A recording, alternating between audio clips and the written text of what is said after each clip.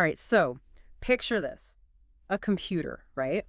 But not just any computer. This one's so powerful it could crack the codes protecting, like, our entire digital world. Yeah, and this isn't some like sci-fi movie plot we're talking about here. This is quantum computing, and it's getting real fast. Exactly. Today, we're going deep on this.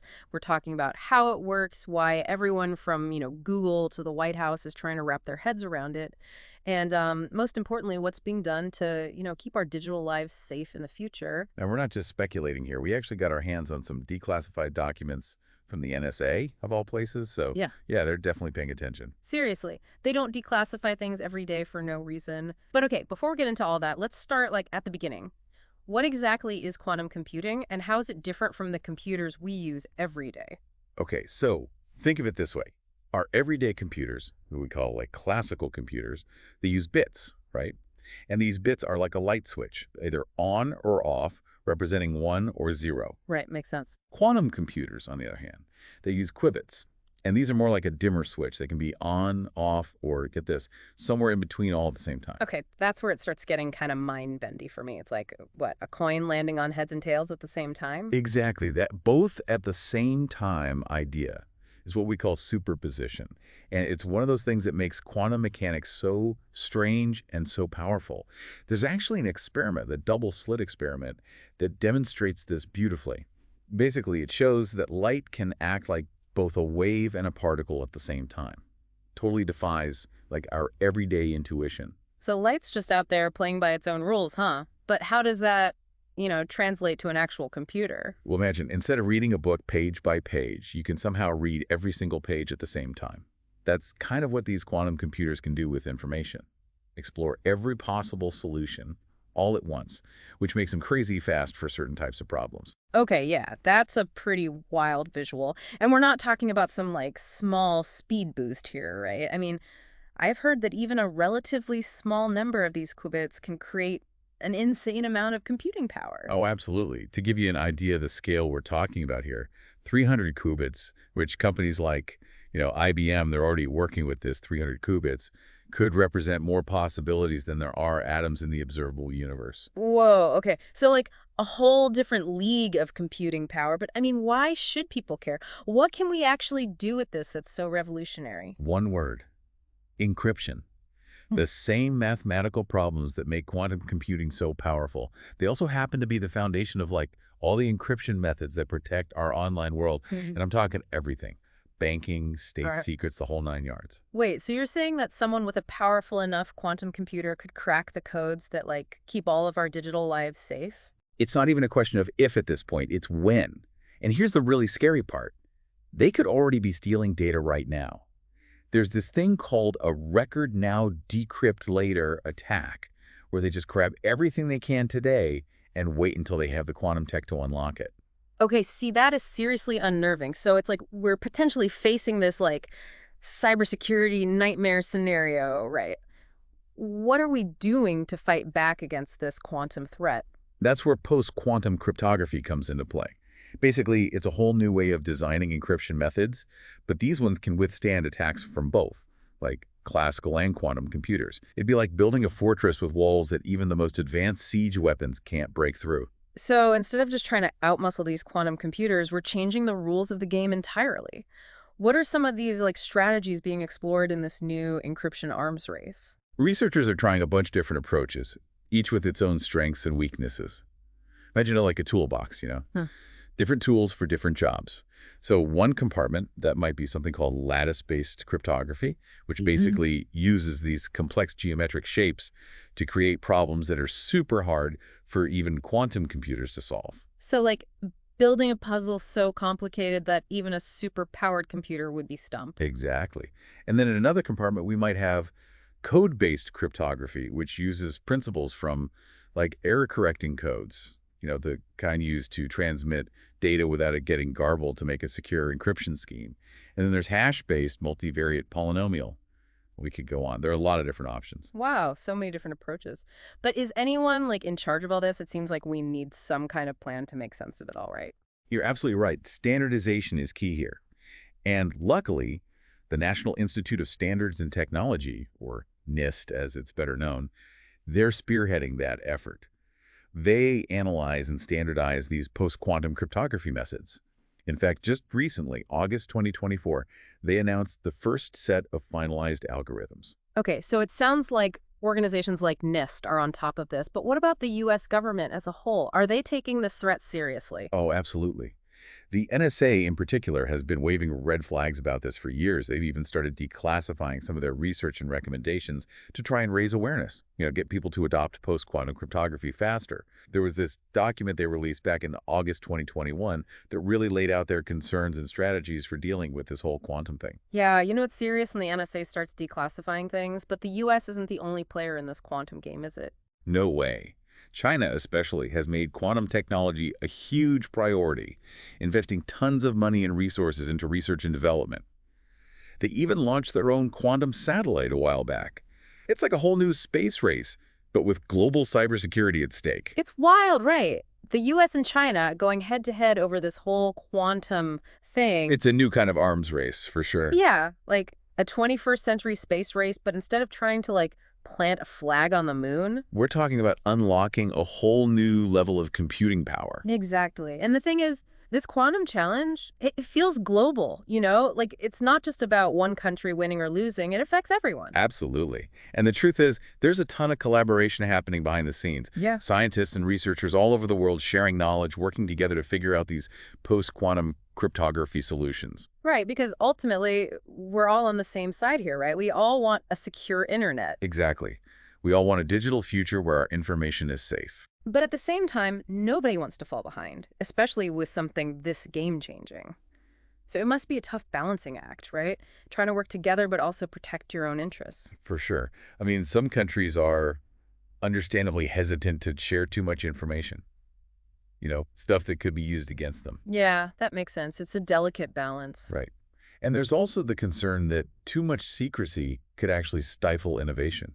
Yeah. Slow down the development of solutions that could benefit everyone. It's like a high-stakes game of chess, with everyone trying to make the right move. And it's not even just governments involved anymore, right? I mean, we've got these tech giants like IBM, Google, Microsoft.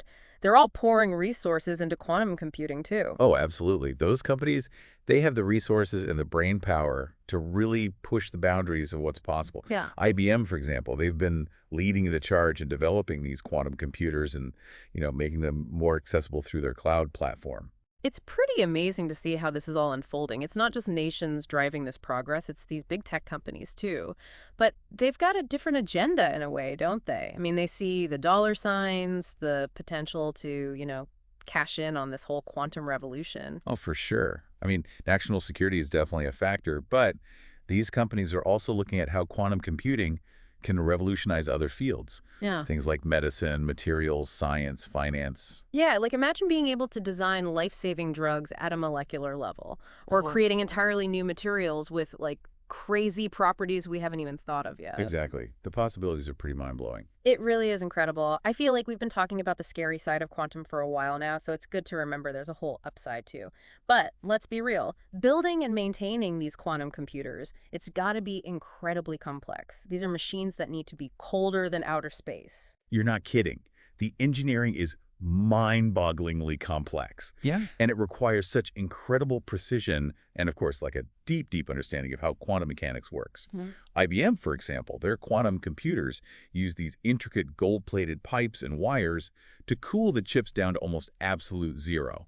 And I mean, any interference, even a tiny vibration, can disrupt the whole thing. Wow. It sounds like they're almost as fragile as they are powerful. What are some of the other, hurdles that researchers are trying to overcome? Well, obviously, building and maintaining these machines is a huge challenge in itself, but on the cryptography side, one of the big obstacles is what we call performance overhead. Basically, these new post-quantum algorithms, they tend to be a lot more computationally demanding than the encryption methods we're using right now. And that can mean slower processing times and even increased energy consumption. So it's not just about coming up with a new code, it's about making sure that code can actually run smoothly in the real world, right? Exactly. Kind of like, you could design the most secure door in the world, but if it takes 5 minutes to open and close, it's not going to be very practical. Right. Okay, that's a good analogy. So performance overhead, that's one challenge. What else? Well, another issue is key sizes. Post-quantum cryptography often requires these much larger keys, which can create problems for things like storage and transmission. And then, of course, there's the whole issue of compatibility. We can't just like flip a switch and suddenly every computer in the world is using a new type of encryption. We need to figure out a way to transition smoothly to this post-quantum world without causing major disruptions. Yeah, it's not like we can just hit a giant reset button on the internet. So Ugh. how do we do it? How do we make that transition without causing chaos? That's where organizations like NIST come in. Their role in setting standards is absolutely crucial. So everyone's on the same page. Exactly. We need to make sure that all these different systems using post-quantum cryptography can actually talk to each other without any problems. So it sounds like there's a lot of really smart people working on this, but it's still a pretty daunting task. Do you ever get the feeling, I don't know, do you ever feel overwhelmed by the scale of this challenge? Like we're trying to outrun a digital tsunami or something. Well, I'd be lying if I said I didn't feel a sense of urgency about it all. Hmm. But there's also this incredible sense of excitement. Like we're on the cusp of something truly revolutionary. Yeah, I get that. It's definitely both exhilarating and a little terrifying at the same time. I think that's a good way to put it. It's important to remember that this isn't just about threats. You know, Hmm. Quantum computing also has the potential to bring some incredible progress. Think about the potential in fields like medicine, materials science, artificial intelligence. Yeah, like the possibilities really are endless. Right. It's like we're standing at the edge of a whole new world full of like amazing potential, but also some serious risks that we need to be aware of. I think that's a pretty good summary. Yeah.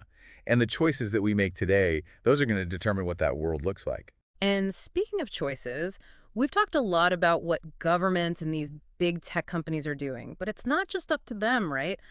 What about the rest of us? What can we do as individuals to prepare for this quantum future? That's a great question.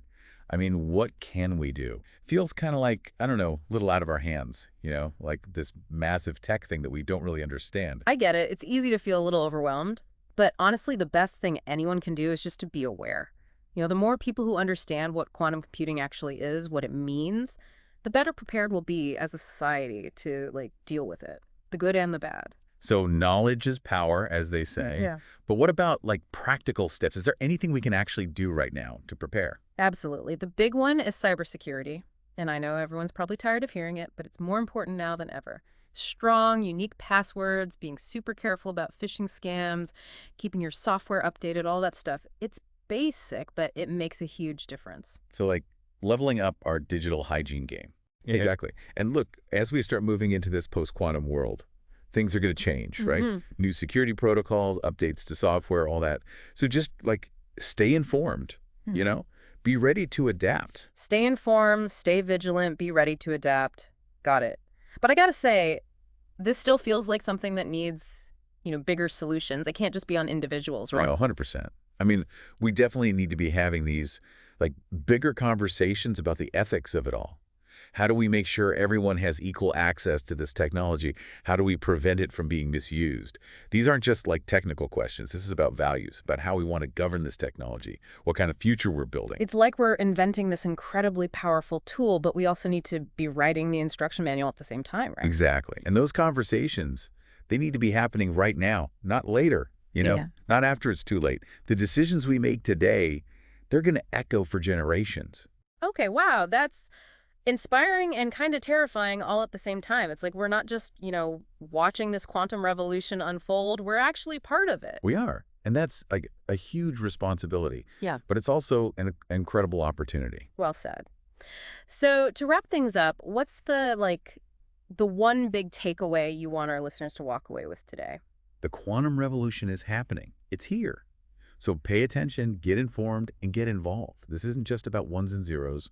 This is about the future, and we're all building it together. I love that. A future with a lot of potential, but also some big, big questions we need to answer. I think that's a good place to leave it for our listeners to think about.